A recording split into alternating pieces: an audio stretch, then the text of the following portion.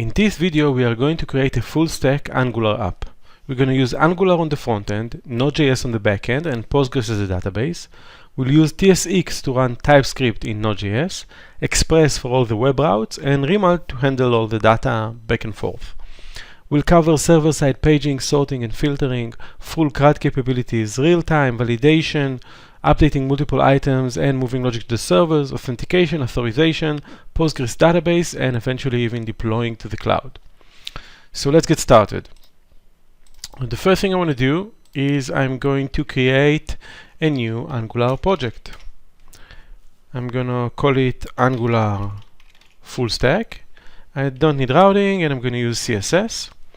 And I'll probably double speed this setup so it will run a lot quicker than you need to see it. Now that it's done, I'm going to enter the Angular folder that I've created and I'm going to launch VS Code. And we can see here the standard project that's created by Angular. Let's go ahead and run it. I'm going to say npm run start, which will run the start script in the package.json. Now we don't need analytics. And let's give it a second to load. Once loaded, we're going to open localhost 4200 and see our website. Next, I want to start in creating the backend. So I'm going to go to the source folder and I'm going to add a new folder called server, and in it index.ts. It's going to be the startup of our server. And I'll install some npm packages. I'm going to install Express for the web routes, Remult for the CRUD and data capabilities, and TSX that will help us run TypeScript in Node. And I'm also going to install the types for Express because we want to use TypeScript. Great. Now in our index.ts, I'm going to write import Express from Express. And I'm going to get a TypeScript error that we should add allow synthetics default import. So I'm going to copy this and I'm going to go to the tsconfig JSON and I'm going to add this compile option. And this allows me to import like this. And then I'll say const app equal express and app listen on port 3002 and write some message. So this is our backend. And next I want to go to the package.json and add a new script called dev node. This is going to run tsx watch source server. Let's run it.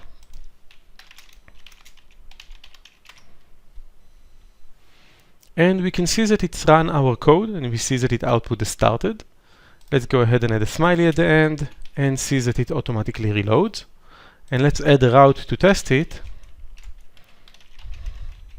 So we're going to get the request and response, and we're going to write to the response, hello. Let's save it. And we're going to go to localhost 3002 API hi, and we're going to get the results of hello. So now we have the server running. I actually want to do one more thing. So currently I have two servers. I have the Angular development server running on 4200 and I have the API server running on 3002. Now, I don't want to play around with two servers and coarse configuration, if you know what it is. I actually prefer all the addresses to be relative to my original site. So to do that, I'm going to configure Angular to proxy all requests to the API folder to the Node.js server to do port 3002. So to do that, I'm going to add a file called proxy conf.json, and I'm going to tell it that any call to /API should be forwarded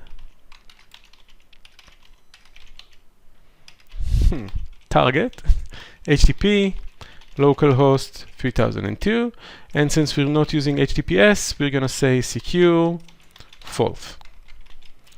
And to use this configuration, we're going to change the script that runs Angular to say ---- proxy config and use the file we've created. And I'm also going to change its name to dev because that's actually what it is. So let's go ahead and stop Angular and run it again.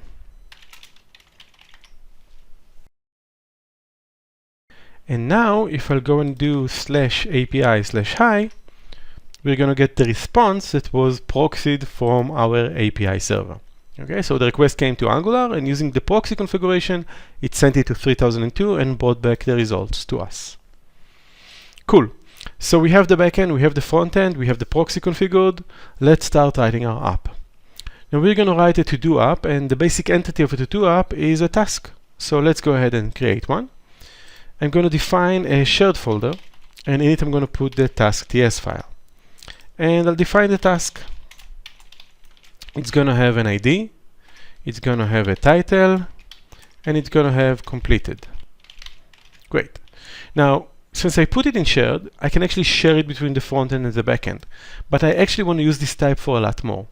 I want this to be the single source of truth of everything that revolves task. I want to use it on the back end to dictate how my database would look, how my API would look. And I want to use it in the front end for anything I do in the front end. So to do that, I'm going to decorate it with the entity decorator. That comes from Remult, and I'm going to ask it to allow all CRUD operations. Later I'll retrieve that. Next, I'll tell each field what is its type. Yeah, we need fields from Remult.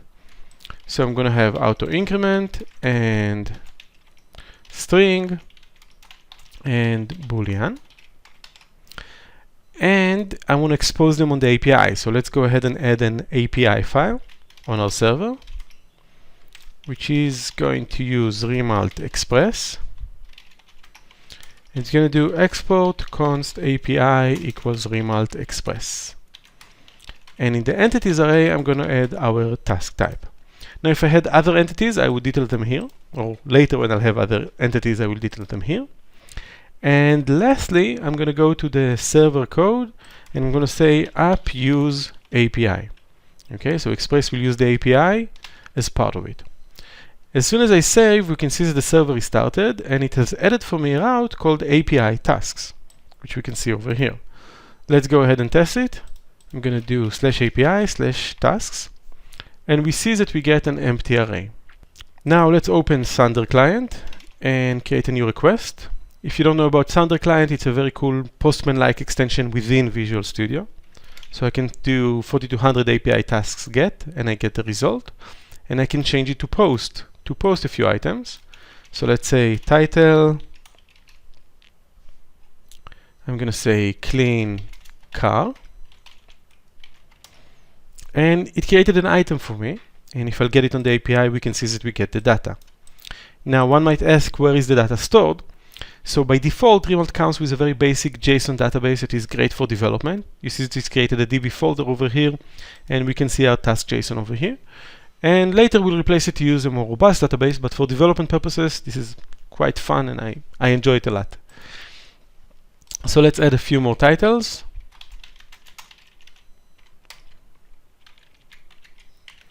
Take a nap, and let's say that I've completed that. And the rest of the thing I haven't done, so let's add pay bills and do laundry. So now we have 5 items added to our data, and we can see them here, and we can see them also in our task JSON. Great. So just by defining the task entity and exposing it in our API, we were able to get the data structure and the API defined by that. Now let's go ahead and use this code in our front end. So let's switch over to Angular, and let's create a component, a to-do component.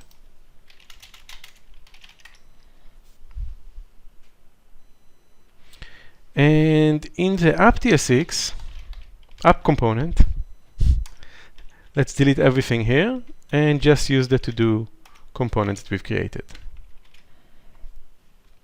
Cool. So let's go to our to-do component and start structuring it. I'm going to say that we have tasks, which is a task array. Note how we're using the same task class definitions that we use on the backend. So we are using the type also in the front end. And let's start styling the HTML for it. So I'm going to do h1 to-dos, and then I'm going to add a div and ng4 let task of tasks, and I'm going to write the task title. Great. Obviously, we don't have any tasks yet, so we don't see the title. So let's go and get the tasks. The first thing I'll do here is I'll define a member called task repo and set it to Remult repo of task. This will return to us a repository of type tasks that we are going to use for all the operations around tasks. We're going to use it to fetch data, to save data, to delete data. So let's go ahead and add an ng on init and say that this task repo.find then tasks, this tasks equals tasks. And now that I save that, the browser would refresh and I have my list of tasks. And if we'll open the network tab, we can see that this is just a REST API call that went and got the tasks. Let's add some HTML to highlight which task is completed. So I'm going to do an input, type checkbox, and ng model task completed. Now I haven't imported the forms module, so I'm going to get an error over here. So we'll go to app module and import the forms module. So now this will work and we can see the tasks that is completed. Cool. So initially the find call actually goes and gets all the tasks, but that's not very useful. It has a lot more options to it that can help us create robust apps. For example, I can limit the results and ask for page 2 or page 3. So we get server-side paging out of the box, and you can see that it's all just standard REST API calls. I can say order by, completed ascending, so the completed would be last, or completed descending. And again, these are all standard REST API calls that go to the server and gets the data back. I can filter, show me only completed tasks, or uncompleted, or all the tasks that are out there. So just by defining that task, we get typing end-to-end, front-end to back-end, around the task with server-side sorting, paging, and filtering, and even typing in my filters that I'm asking for the backend. So if I'll say here true as a string, I will get an error indicating that I've got the wrong type there. Great. Now let's start adding some HTML for adding in new tasks. So I'm going to add here a new task title. And in the HTML, I'm going to add a main over here and a form and an input with ng model new task title and a placeholder of what needs to be done and the name new task title and an add button. Great. Now this is a little bit ugly, so let's go ahead and style it so we can have something that actually looks nice. So I'm going to go over to our styles CSS and I'm going to start with setting a font. I like Arial. It's a bit cleaner and I enjoy the way it looks. Let's give it a background of some white smoke. Margin 0. Cool. And let's create an H1 with a color, a lovely red. Great. With a font style of italic and font size of 3.75 rams. I want it to be dramatic. And font way inherit. And text align center and margin 0. Great. So we have the H1 formatted. Let's go ahead and format our main. So I want it to have a background color of white. Max width of 500 pixel and mean width of 300 pixel. So it would look nice. A margin auto to put it in the center. Border 1 pixel solid light gray. So we have a border around it, and of course we have to have border radius because we just have to. Great. And I'm gonna also add a box shadow.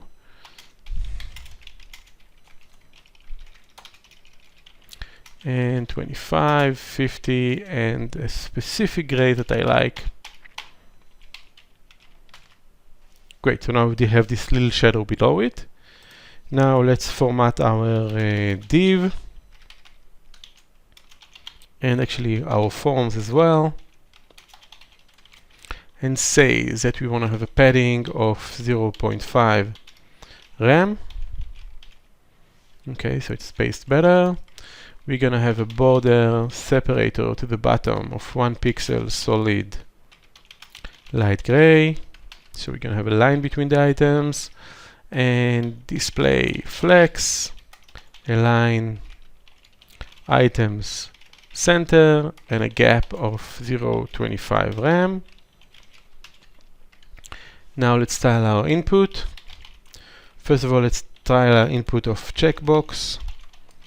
I want it to have a width of 1.5 rem and a height of 1.5 rem and a flex shrink of 0 because I don't want it to ever shrink.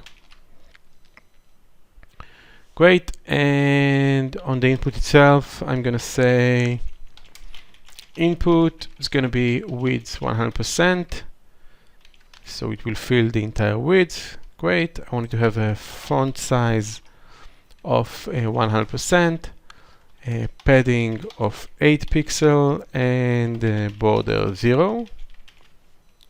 Great, and I also want it to be italic when it's been. I want the placeholder to be in italic. So text style, font style, italic. And last, I need to style the button. So I'm gonna add here button and say the background color is white. The border is 2 pixels solid with this nice shade that we liked before. Border radius of 0.5 rem. Padding of 0.5 rem. Great. And font size 100%. And cursor pointer so we can actually hover it and get the pointer indication. Cool. So we've got the CSS done and this looks quite well. Let's go ahead and implement how we add data. So we're going to switch back to our to-do component. And on submit, I want to say add task. So let's go ahead to the to-do component and add the add task method. So first I'm going to say try, catch, and display the error in an alert. And then I'm going to say new task equals this task repo insert a task with the title that is based on the new task title. Once the task is added, actually I want to wait this. And once the task is added, I'm going to say these tasks push the new task. I want to add the new task to the array, and I'm going to clear the new task title so we can start typing a new one. Let's save this, and let's start adding a task, a new task, and we can see here there was a post call made to the backend, and a new row was added. And we can actually view our database with the task JSON and see that this was added. Let's add another one. And we can see the post call, and we can see that it was added to our database. Fully typed insert statement that adds it to our database. Now let's add the ability to delete a task. So I'm going to add async delete task, which is going to get a task as a parameter.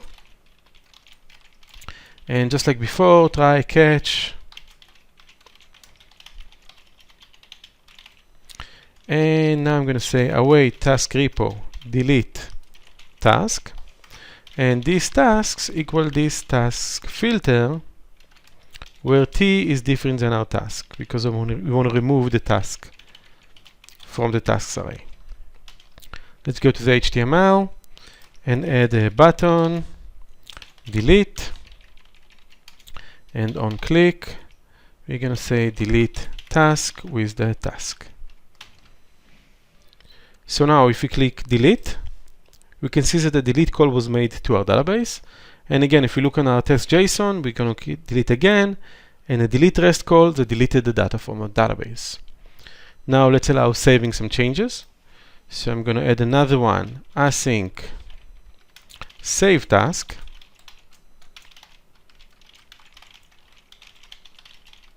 And again, error handling that will display the error in an alert. And await task repo save task. And let's call this from our HTML. We're going to call it first of all on change of our checkbox. So save task task. And we can see that every time we set a task, a put call is being made to the backend. And if we look at our task.json, we can see that it refreshes and reflects the changes that have happened. Let's also allow them to edit the text and save that. So I'm going to replace this task title with an input.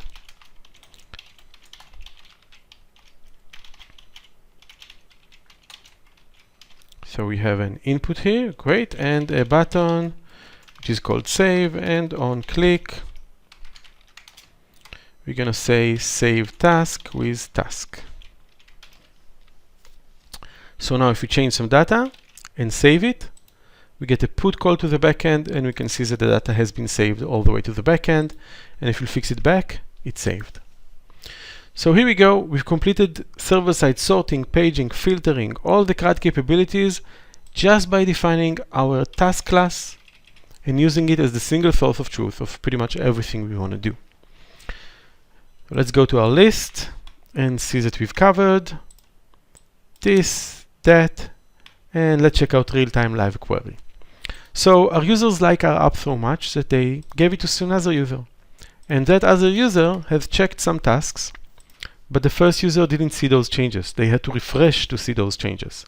Now, of course, we know the complexities behind it, and we take it for granted that is required, but wouldn't it be great for our users if getting this data reflected immediately would be easy? So let me show you how we can do that easily with Remult. First, we need to do a bit of setup. So I'm going to go to app module, and I'm going to define a constructor here that gets zone. And I'm going to register it in a way that says that whenever a message appears, I want zone to run that handler. Okay? Basically, this tells Angular to run change detection whenever an incoming message comes to Remult. And in our app code, I'm going to go and change the find here to be live query, the then here to be subscribe, and subscribes gets back an info object that allows me to apply changes on the tasks. Okay, so we're getting the changes and we're applying them to our list of tasks. I also want to add an unsubscribe functionality here. It's going to initialize it with an empty method, and I'm going to set it in the onInit. And I'm going to call it in the onDestroyed.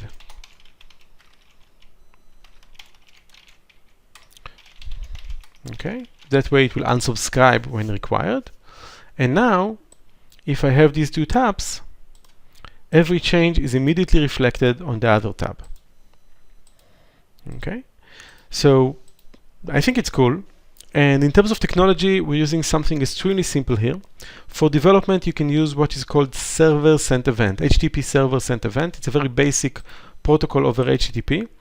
And to see how it works, I'll refresh it. And you see that we have a stream over here. And whenever anyone makes any change, a message gets sent through that stream, handled by Remult and reflected on the UI. Now, using SSE is great for development and also for small range applications like 200 users, it can hold on its own. And if you want to go serverless or you want to go to a more robust solution, all you need to do is enable a plugin that interacts with Ably or PubSub or any other robust, but your code stays the same. You simply use live query, subscribe, and you get this entire functionality working for you. Now there's actually a bug that we've introduced now, because if I'm going to add a new task, we can see that it's added twice. And the reason that happens is because once it was added by a message channel, because it was submitted to the server and brought down through the message channel. And another time, it was added to the array by these push lines that we've added. So now that the server sends us state changes, we no longer need to do them ourselves. So I'll remove the adding of the tasks to the array, and we don't need this member anymore. And I'll also remove this filtering, because also when I delete a member, that comes in as a message. So if I'll delete, it will work even if we remove that line, because the message that comes through the stream deletes it. Great. So we've completed live query, and the next thing I want to talk about is validation. Validation is one of those concerns that happens a lot in applications and is quite annoying, because you need to do front-end validation to provide your users with a good user experience. And you need to do back-end validation to protect your API. And a lot of times it's hard to keep those two validations consistent. But with Remult, just like anything else, we'll put it in our single source of truth in our task. So let's start by defining the problem. The user tries to add empty items, and you can see many empty items were added, and we want to prevent that. So we're going to say that the title has a validation that says that the title is required. And as soon as I do that, if the user will try to add a new item, they will get an error. And if I clear the network tab, you'll be able to see that this is front-end validation. No network calls were being made. But if we're going to go back to our Thunder client and try to post a task with an empty array to the API, we can see that we also get a validation.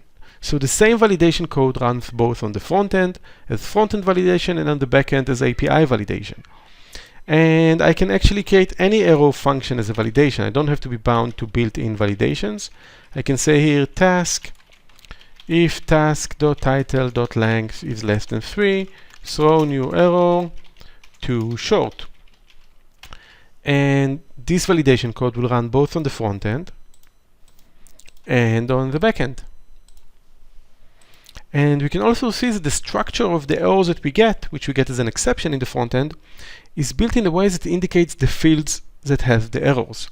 And we can use that to create a great UI where the user will see the specific error for the specific field on the screen. We'll just take the value from the model state. Cool. So validations are done. And next on our list is updating multiple items. So we have our list here. Let's delete the empty rows that we don't need. And our user said this is a great application, but now we want some automation. We are too lazy to check these boxes one at a time. Please add a set all completed functionality. So as a good user experience developer, I'll start with the user experience. So I'm going to go to my to-do component. I'm going to add an async set all completed method. It will get completed Boolean definition, and I'm going to do for each task in task repo find. I want to iterate all the tasks from the backend because maybe I'm paging, maybe I'm filtering, and I want to set them all. And then I'm going to say await task repo save of task with the change of completed. And in the HTML, I'm going to add a div here, and I'm going to say button set all completed with set all completed. Yeah, this is a good time to show you. You know, when sometimes in Visual Studio Code, Visual Studio doesn't do IntelliSense well. So we can fix that by saying restart Angular language services. Control-Shift-P, restart Angular language services. And then in most cases, autocomplete will go back to work. So I can say set all completed true and set all uncompleted with false. And we have our two buttons. So let's check this out. Click set all completed, and they're all being set, and set all uncompleted, and they are all being set. And notice that it's running a little bit slow, but that's actually a bug between Angular and Angular Proxy. If both are on localhost, for some reason it runs slow, so we can improve the performance by changing this to be 127.0.0.1, and you've got an amazing performance improvement without doing anything. So I'm happy. my users are happy, but my boss not so much. When my boss looks at this and it says, hey, you are making 5 API calls for this. Imagine if you have like 10,000 tasks, this will run extremely slow. And this is one of the great things about Remult. Because the syntax that we use with the repository doesn't care if you're on the front end or the back end, it makes it very easy to move code from the front end to the back end and vice versa. So let's take this function or method and move it to the back end. I'm going to go to our shared folder and I'm going to add a new file here called tasks controller, export class task controller, and I'm going to copy and paste this method here. I'm going to change it to static and I'm going to decorate it with the backend method decorator. And I'm going to say that anyone can run it. Now the backend method decorator tells Remult that when you're about to call this method, instead of running it on the front end, make an API call to the backend and run it over there. So all that is left is to define a repo, Remult repo of task. And just like before, we are getting a repository of task. But if previously the task repository made API calls to the backend, the task repository on the backend will make database calls to the database. So I can say here, find and save, and this will translate to direct database calls. Let's go ahead and register it on our API. So we're going to put it in the controllers array where we'll put all of our controllers. And in the front end, we're going to go and say, instead of this for loop, we'll say await task controller set all completed, completed. And as soon as we do that, clicking the set all uncompleted is just one API call. It runs extremely fast because the logic now runs on the server.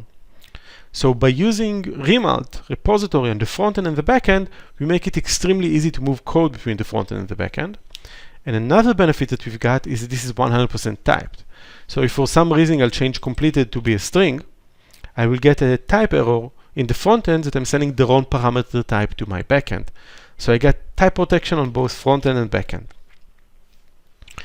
So let's cover our list. We've done update multiple rows and we moved our logic to the backend. Great, we've made some great progress so far, but now our application needs to grow up and identify its users. We want only authenticated users to see our data. So just like anything else, I want to define it in our single source of truth. Let's go to our task.ts, and instead of saying that anyone can CRUD, I will say here, allow authenticated. And as soon as I do that, I will no longer get data from the backend because I'm not authenticated. I can still run the set all completed and uncompleted, so let's restrict that as well. Let's go to the task controller and say that these are also only available for authenticated users. So now this will also not work. Now authentication can be done in many ways. That's the fun part about Remult. It plays nice with others. It works within your normal ecosystem of Express, Festify, Next, whatever you like. And so let's go ahead and add some standard Express authentication and later connect it to Remult and see how it runs. So to do that, the first thing I'm going to do is install cookie session. And then I'll install cookie session types.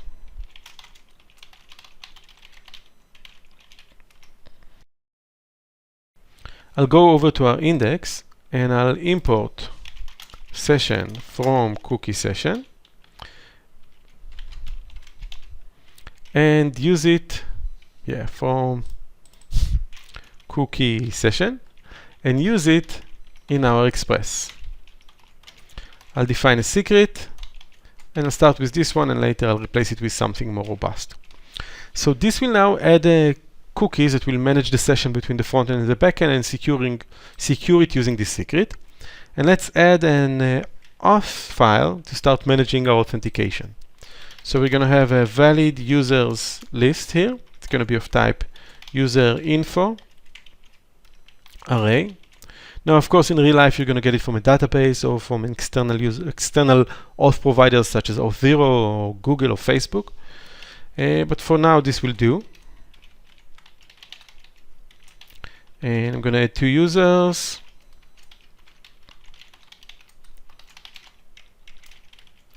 And then I'm going to define an express route. Export const auth equals router.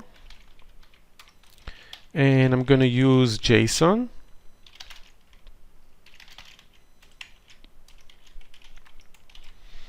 And I'm going to add a post route for API sign in. It will get a request and a response. And the first thing we'll do, it will find the user in the valid users, where the user.name is equal to the request body username.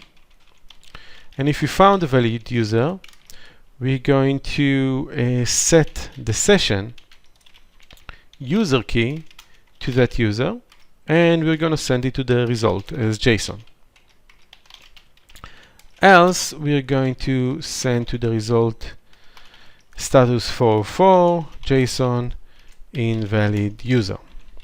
Okay, so we have the sign-in over here, and let's register it with our server. So we're going to say app use auth.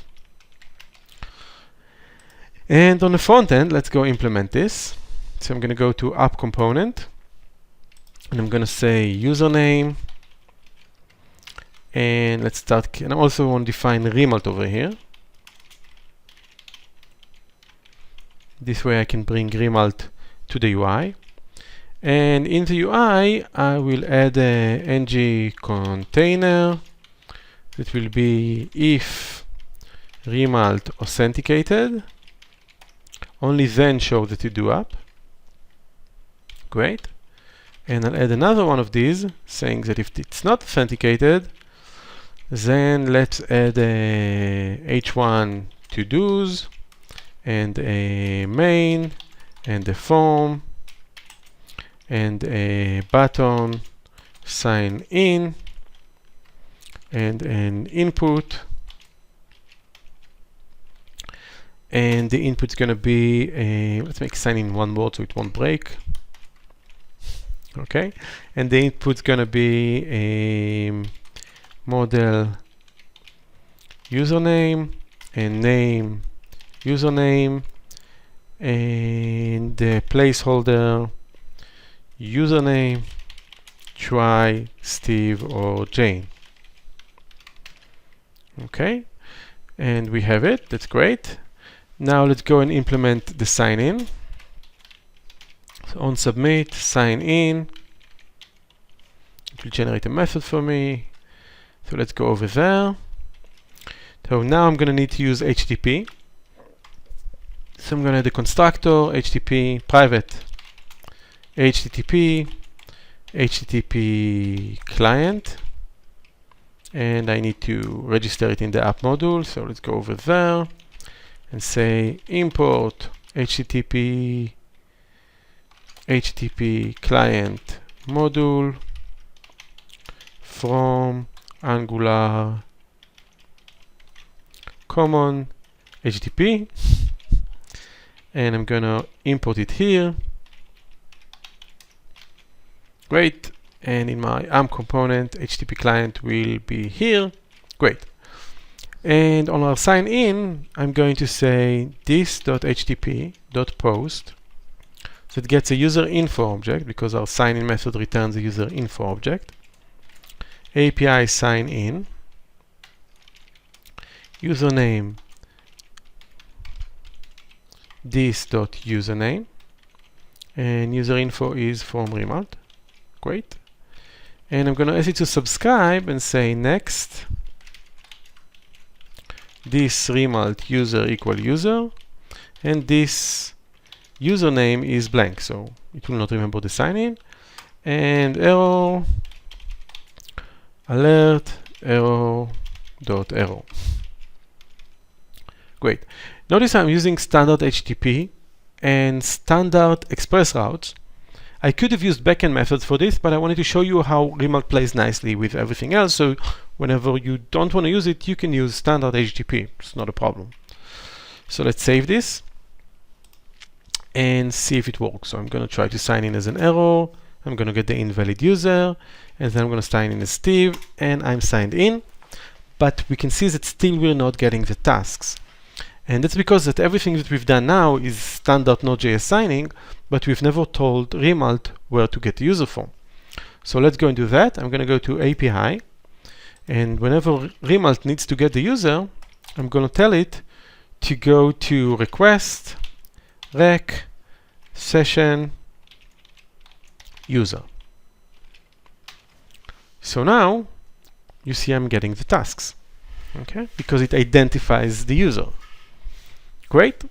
Let's add some more functionality. And the first thing that I don't like here is if I'll refresh, I will automatically sign out. And since the user info is managed in the cookie, we actually need to ask for the current user from the backend. So let's go ahead and add an auth get API current user, which will send as JSON the request session user. And on our front end, I'm going to go and say that ng on init this HTTP get user info /API /current user dot subscribe user this Remult user. Okay, so now when we save this, yeah, now that we've saved it and we say this Remult user is equal to user, we can see that we are signed in. Next, we want to add some sign out functionality. So let's go and add, first of all, the UI. I'm going to say here, hello, Remult user name. So we get the name on top. And I'm going to add a button to sign out, which is going to be click sign out, which will implement. We're going to say this HTTP post to /API /sign out with an empty object and subscribe and say Remult this Remult user equals undefined. And let's implement that on the backend. So I'm going to go here and say auth post API sign out, which will get a request and response, and say rec session user equals null and res send OK, or res JSON OK. So now we have sign out, sign in, and only signed in and authenticated users can see the data. Let's add to that authorization, okay? Because not everyone can do everything. For example, in our app, I want to restrict adding new tasks or deleting new tasks only for admins. So to do that, I'm going to do here delete. Allow API delete is only allowed for an admin. And allow API insert is also only allowed for an admin. And just by setting that here, my API is protected. So if I sign in as Steve and I'll try to delete, I will not be able to delete. So let's go ahead and make someone an admin. I'm going to go to our auth and I'm going to say that Jane is an admin.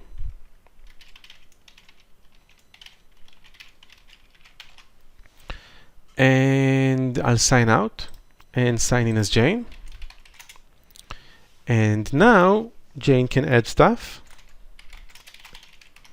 and Jane can delete stuff because Jane is an admin. But if I sign out and sign in as Steve again, Steve cannot add and Steve cannot delete.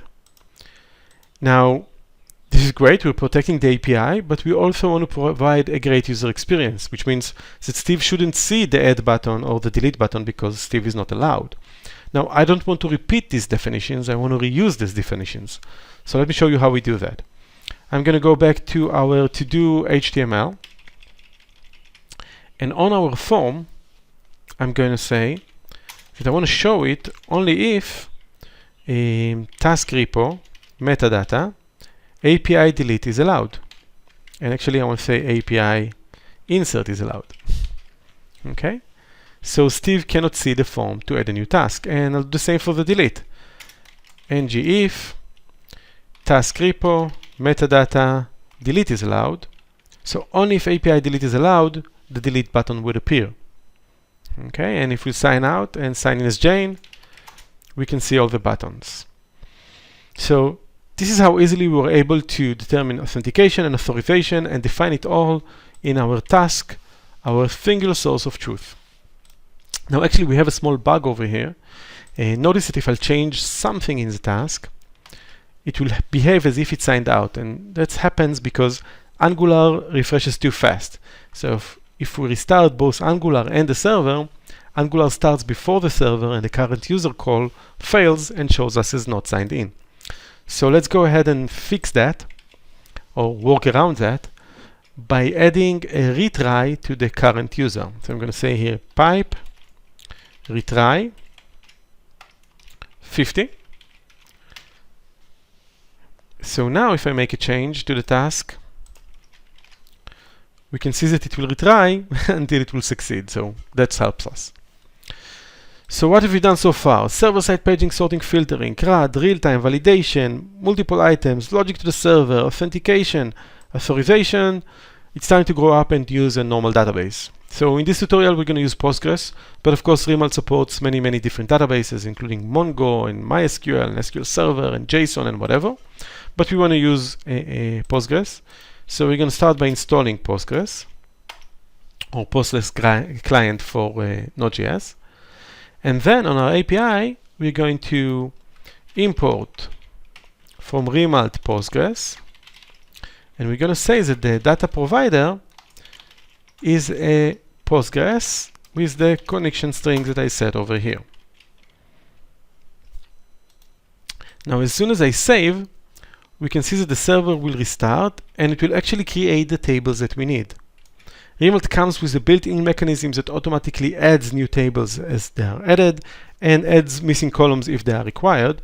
And that has a very nice feel to it when you write code and it just creates a database for you. Of course, you can disable that by saying ensure schema false and add any migration logic that you like, but we actually like this. I think it's a quite simple and backward and forward compatible migration path. So now that we're using Postgres, we can add a new task.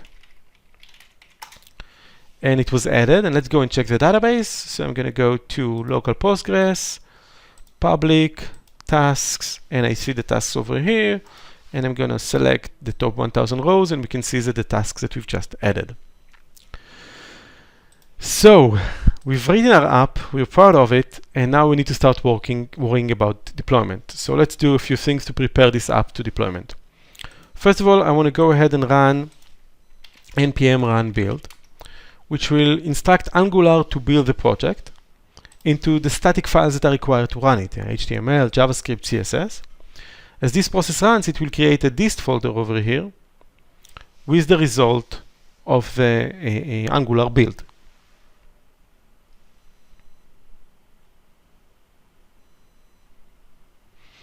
And we can see it over here. We see the index.html and a set of JavaScript. Now, I want to configure my Node.js server to return these files, because in production I want to use just one server to return both the static files and the API. I don't have to do that, but I just want to do it for this demo. So I'm going to go to our server, and I'm going to say over here, app use express static, and I'm going to tell it to figure out where we're running and add to it dist and the name of the folder in dist, which is angular-fs.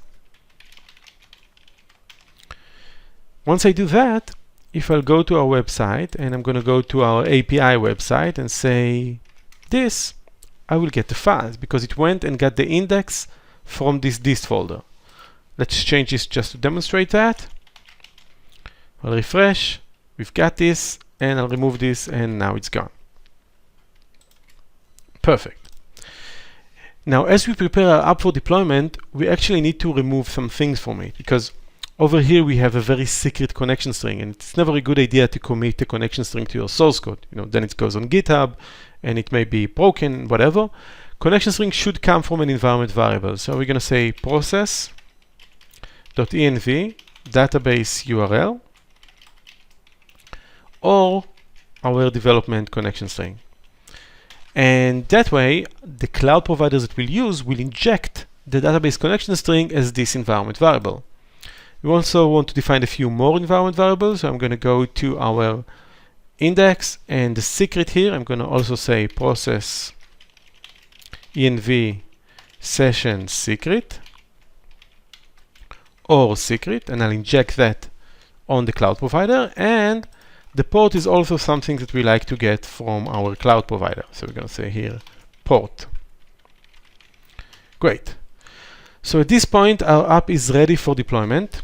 Let's go ahead and start deploying it. I'm going to use railway.app. They have a great cloud solution that has a pretty nice free tier.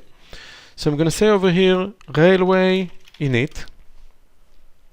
I can then set the project name. I'll just say enter and let it invent an interesting name for me.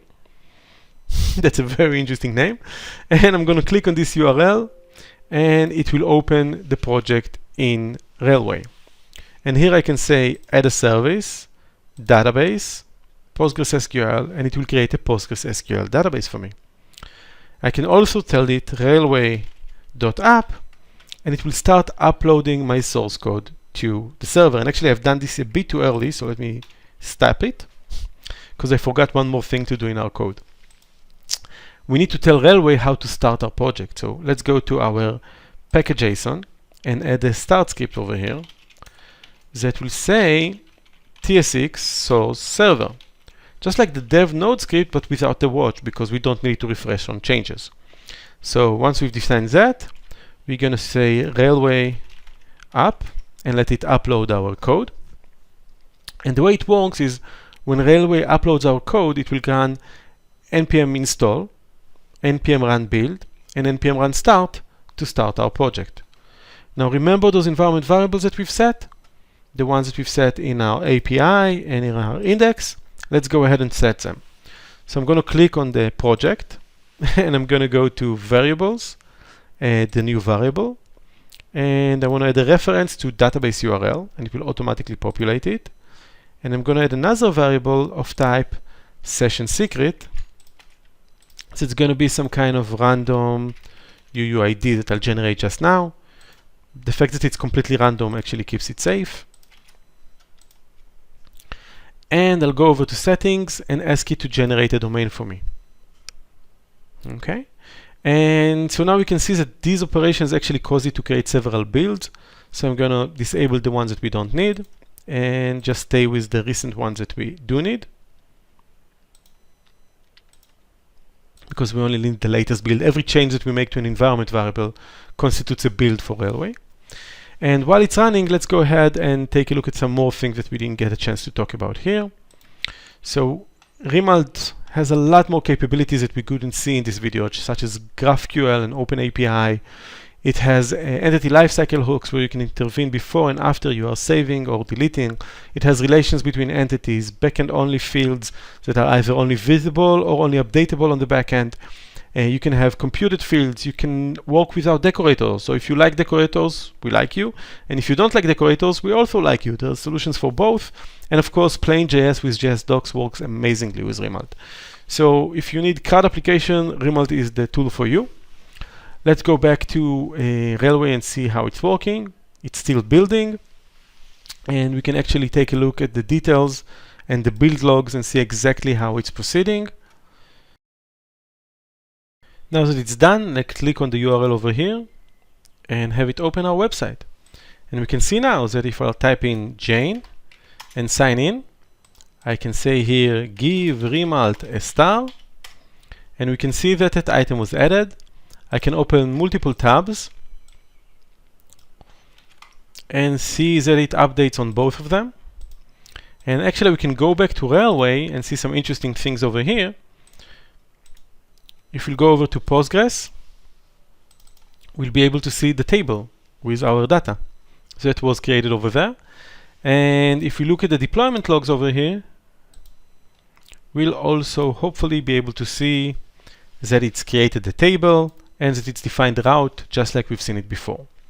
So that's it. In less than an hour, we were able to create a full stack Angular app with Node.js and Postgres and deploy it to Railway, I invite you to visit our website, remult.dev, where you can find more tutorials like this with React, Angular, Vue, or Next.js. And of course, visit us on GitHub, give us a star, join our Discord, and we'd love to hear back from you. So hopefully you like this video, let us know what you think, and do amazing things.